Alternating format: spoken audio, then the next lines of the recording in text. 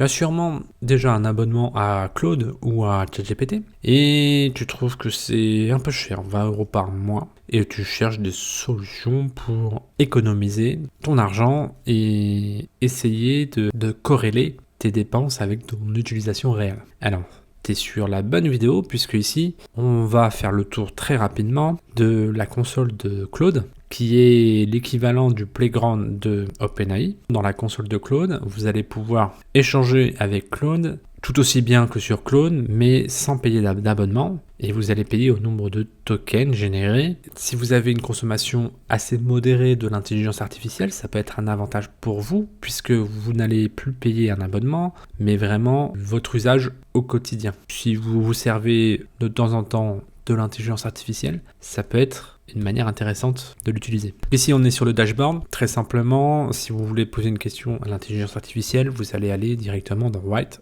from Scratch. Generate a Prompt va vous permettre d'améliorer un prompt déjà existant et essayer de le perfectionner pour avoir une meilleure réponse de l'intelligence artificielle. Improve Existing Prompt, c'est une fonction assez poussée. Alors honnêtement, je ne l'ai pas encore essayé. D'après ce que j'ai compris, c'est pour les développeurs. Si on est plus ou moins un utilisateur amateur de l'intelligence artificielle, ça va pas nous intéresser. On a la fonction Get API Key. Alors ça, si vous voulez connecter Claude à un autre service, à une autre application, c'est dans cette section où vous allez pouvoir créer une clé qui va vous permettre de connecter à notre logiciel. Dans Manage Batch, là encore c'est une utilisation assez poussée que j'ai pas encore testé, mais il me semble que c'est là où on va aller si on veut traiter un grand nombre de requêtes. J'imagine que là encore c'est pour les développeurs, je pense, c'est une utilisation assez poussée. On va pas s'y attarder. Dans Export Documentation, c'est là où on va trouver tous les documents fournis de la part d'Anthropic. La partie la plus intéressante, ça va être le Workbench. C'est ici où vous allez échanger directement avec l'intelligence artificielle. Dans System Prompt, où vous allez indiquer les consignes générales que vous attendez de la part de l'intelligence artificielle. Exemple et Tools, c'est deux options assez récentes. Les exemples,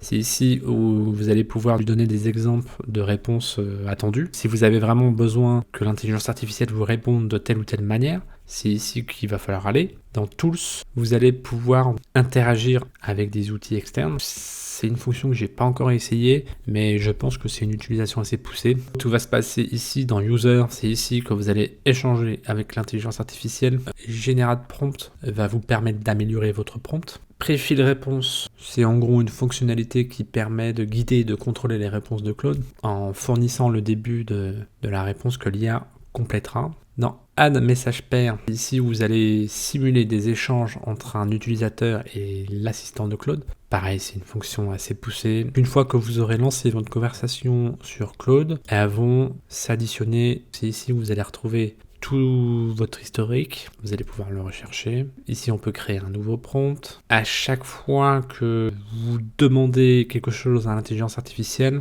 il va vous faire une nouvelle version. C'est intéressant puisqu'on va conserver tout l'historique des échanges. Qu'est-ce qu'on a d'autre d'intéressant? Alors oui, ici, dans Model Setting, vous allez choisir le modèle de l'intelligence artificielle que vous voulez. Actuellement, la meilleure, ça va être celle-là, Claude 3.5 Sonnet l'atteste. Ici, dans température, vous allez indiquer si vous voulez une réponse plutôt créative ou plutôt technique. En gros, si vous mettez la température à 0, il y aura moins de créativité. Si vous mettez la température à 1, vous allez booster la créativité. Il me semble que le mieux est de rester à 0.5. Dans Max Token, c'est simple. Vous allez limiter en token la réponse de l'intelligence artificielle. C'est intéressant puisqu'on paye au nombre de tokens reçus. Le maximum est de 8192.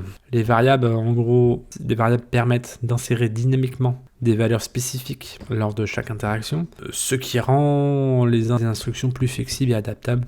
Ici, on a l'historique de tout ce qu'on a écrit et tout ce que Claude nous a dit dans ce prompt-là. Et GetCode génère automatiquement un extrait de code Python ou autre basé sur le prompt qu'on a défini. Ça aussi, c'est une utilisation assez poussée. Ici, sur les trois petits points, on peut bien sûr renommer le prompt ou le supprimer. Voilà, on a fait le tour un peu de l'interface. Et il me semble qu'il y a encore deux parties intéressantes à explorer. Ça va être dans les settings, Puisqu'il ne s'agit pas d'un abonnement, il faut bien enregistrer ses informations de carte bancaire. Tout ça va se jouer dans les billings et les limites. Dans la partie billing, on va mettre sa carte bancaire et mettre une certaine somme dans l'outil. Vous pouvez commencer par 20$, c'est très bien. Il faut savoir qu'il n'y a pas de limite dans le temps. Vous pouvez commencer à mettre 20€ et au bout d'un mois, vous les aurez toujours. Arrivé à 0, Claude vous dira que vous n'avez plus de crédit, qu'il faut recharger la machine. Dans les limites, c'est là où vous allez pouvoir indiquer à Claude que vous limitez votre utilisation